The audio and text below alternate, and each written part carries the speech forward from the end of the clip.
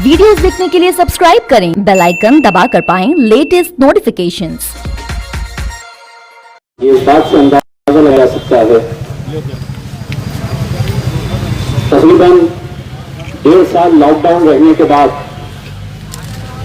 ये सरकार को मालूम है कि अब लोग रोजी रोटी के लिए, अपना पेट भरने के लिए, अपना कारोबार करने के लिए घरों के बाहर निकलेंगे, तो पेट्रोल डीजल 70 हो, 80 हो, 90 हो, 100 रुपये हो, लोगों की मजबूरी का फायदा उठाना ये इस बात की गवाही देता है कि आज पेट्रोल और डीजल के जो भाव बढ़ाए गए हैं और खामोश तमाशाई बनकर सरकार देख रही है, जबकि ये जानती है अच्छी तरह से कि आज लोग किस मुश्किल दौर से गुजर रहे हैं। राजस्थान का एक शहर है जहां पर आज का पेट्रोल की जो कीमत है वो 108 रुपये है। कई ऐसे शहर हैं कि जहां पर डीजल और पेट्रोल 100 रुपये क्रॉस कर चुका है। और जब 100 रुपये आया तो हमको भी एहसास हुआ कि मोदी जी कभी छोटा सोचते नहीं है, बड़ा सोचते हैं। और मोदी जी है तो मुमकिन है ये जो नारा उन्होंने दिए थे वो सही साबित हो रहा है। आज देश भर में लोगों को इसके खिलाफ खड़े रहने की जरूरत है। वो इसलिए कि अगर हम बाकी दूसरी चीजों की कीमतें अगर नहीं बढ़ाते हैं, अगर सब्जी तरकारी नहीं बढ़ाते हैं, हम तेल की कीमत नहीं बढ़ाते हैं, अगर खाने के अनाज की कीमतें अगर नहीं बढ़ाते हैं और महज सिर्फ पेट्रोल और डीजल की कीमत अगर हम बढ़ाते हैं, तो इसका सीधा असर उन तमाम रोजमर्रा की कीमतों के ऊपर पड़ता है जो इनडायरेक्टली तरीके से सरकार ये करती है कि हम 50 चीजों की कीमतें बढ़ाने से बेहतर है कि पेट्रोल और डीजल की कीमत बढ़ा दो, खुद ब खुद दूसरी चीजों की कीमतें बढ़ जाएगी। आज इसके खिलाफ जमकर सभी लोगों ने विरोध करना चाहिए, क्योंकि मुश्किल की मार तो एक राजनीतिक पार्टी या एक जाति, धर्म या एक मजहब के लोग नहीं सह रहे हैं, बल्कि पूरे देशवासी इन तकलीफों का सामना करना पड़ रहा है। आज एक शुरुआत हुई है कि हमने अपनी नाराजगी बताई। डिविजनल कमिश्नर ऑफिस पे हमारी पार्टी के जिम्मेदारान एक मेमोरेंडम देकर हमारी नाराजगी सरकार के पास पहुंचाएंगे। पार्लियामेंट का सेशन हम उम्मीद करते हैं कि अगले महीने ना चाहते हुए भी उन्हें लेना पड़ेगा। पूरी कोशिश की जा रही है कि पार्लियामेंट का सेशन आगे बढ़ाया जाए, क्योंकि बहुत सारे सवालों के जवाब सरकार को देना है। चाहे वो कोरोना वायरस के दौरान जो मरीजों को दिक्कतों का सामना करना पड़ा, कहीं बेड्स नहीं मिले,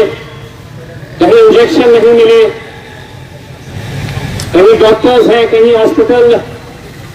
में लोगों को जो तकलीफों का सामना करना पड़ा। लॉकडाउन के दौरान महज बड़ी बड़ी घोषणाएं की गई, लेकिन उसका फायदा कितने लोगों तक पहुंचा ये आप भी अच्छी तरह से जानते हैं और हम भी अच्छी तरह से जानते हैं। अपने तौर के ऊपर हम जितनी कोशिशें कर रहे हैं,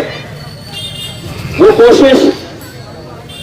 यकीनन यही खत्म नहीं होती है कि एक मेमोरेंडम हमने दे दिए, 2-3 घंटे के लिए हम यहां पर आ गए। पार्लियामेंट के अंदर आपकी आवाज पहुंचाई जाएगी। पार्लियामेंट के अंदर जो मुद्दे, जो तकलीफों का सामना आप लोगों को करना पड़ रहा है, वो हम पार्लियामेंट के अंदर यकीनन मैं और मेरे कायद बैरिस्टर असदुद्दीन अवैसी साहब वहां पर पहुंचाएंगे। मुझे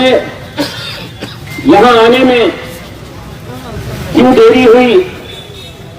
ये बताना भी मैं इसलिए जरूरी समझता हूं, मैं कोई वकील नहीं हूं, मैंने अदालत की कोई लॉ की डिग्री हासिल नहीं की है, लेकिन मैंने औरंगाबाद बेंच और बॉम्बे हाई कोर्ट के अंदर एक जनहित याचिका पब्लिक इंटरेस्ट लिटिगेशन मैंने फाइल किया है और अदालत से मैंने ये कहा था कि अगर मैं चाहूं तो किसी अच्छे वकील को लगा सकता हूं, लेकिन वकील कानूनी जबान बोलेगा। अगर मुझे मौका दिया जाए तो मैं दिल से बात करना चाहता हूं कि कैसी तकलीफों का सामना इस कोरोना के पीरियड के अंदर लोगों को सहना पड़ा। अदालत ने इजाजत दिया और लगातार पिछले एक हफ्ते से औरंगाबाद बेंच ऑफ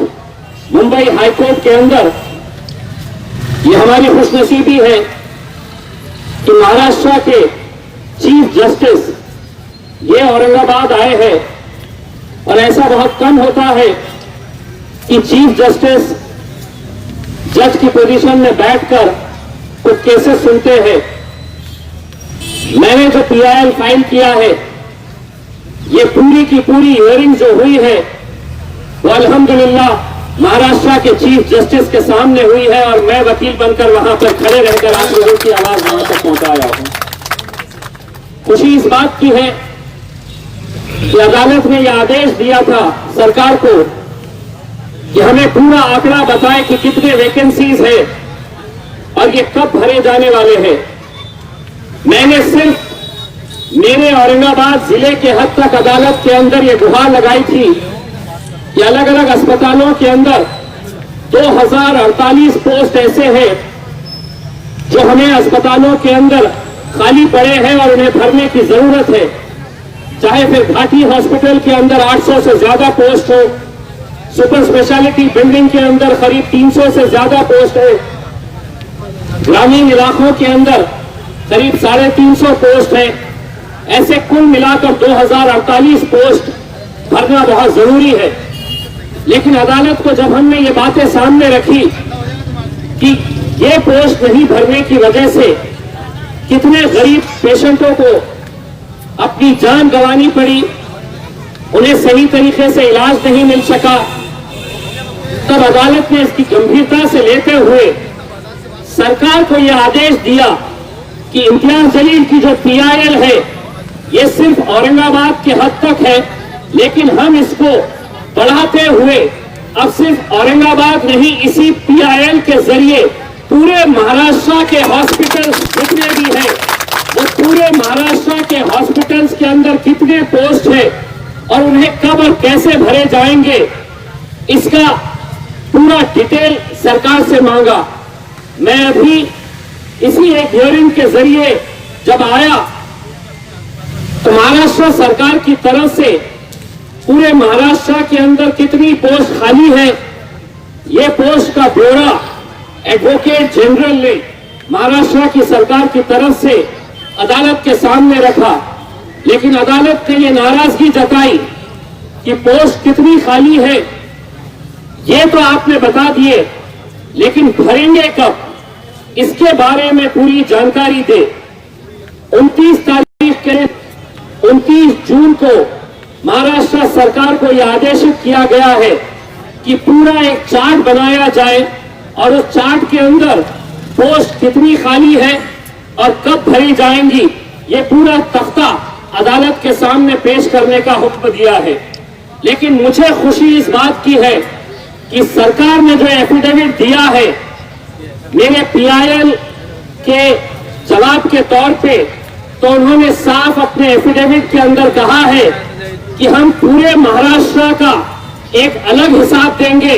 लेकिन जब पोस्ट भरने की बात आएगी तो सबसे पहले प्राथमिकता मेरे औरंगाबाद जिले को दी जाएगी। ये सरकार ने अपने तौर के ऊपर अपनी एफिडेविट के अंदर दिया है। तो यकीनन इससे बहुत सारे लोगों को फायदा होगा। और सिर्फ यही बात नहीं, आज जो पेट्रोल की कीमतों की बात हो रही है या दूसरे, आप अगर देखेंगे तो खामोशी से अनाज की कीमतें भी बढ़ा दी गई है, दाल की कीमत बढ़ा दी गई है, तेल की कीमत बढ़ा दी गई है, क्योंकि सरकार को मालूम है कि अब लोग निकलेंगे, घरों के बाहर आएंगे, कहीं ना कहीं अपनी रोजी रोटी कमाएंगे, 2 पैसे उनके जेब में आएंगे, तो उस जेब के अंदर कैसे डाका डाला जाए, ये सरकार ने एक साजिश के तहत ये सब किया है। हम तो चाहेंगे कि इस मुद्दे के ऊपर तमाम राजनीतिक पार्टी एक साथ मिलकर आए और सरकार से ये जवाब दे। ऐसा नहीं है कि आज एमआईएम वाले यहाँ पर खड़े हैं तो हमें महंगा पेट्रोल मिल रहा है। भारतीय जनता पार्टी के और मोदी जी के जो भक्त हैं वो भी दिल के अंदर किसको गाली दे रहे हैं हमको पता है, लेकिन वो खुला बोल नहीं सकते हैं, तो हमारे कंधे के ऊपर बंदूक रख के चलाई जा रही है कि आप गालियां दो, आप रोड के ऊपर आओ और फायदा मिलेगा तो उसका फायदा हम भी उठा लेंगे। बस मैं यही आप लोगों से कहना चाहता हूं कि ये आंदोलन, ये लड़ाई हमारी इसी तरह जारी रहेगी। मैं हमारे पार्टी के सीनियर कायद डॉक्टर गफ्फार कादरी साहब, हमारे जिला अध्यक्ष हमारे समीर भाई, शहर अध्यक्ष शारिक साहब, सीनियर मेंबर नासिर सिद्दीकी साहब, गंगाधर ढगे साहब और तमाम लोगों से यह अपील करना चाहूंगा कि हमको अपना हक लेने के लिए अब सिर्फ निवेदन से काम नहीं चलेगा, हमको सड़कों के ऊपर उतरना पड़ेगा। और सिर्फ पेट्रोल के लिए ही नहीं,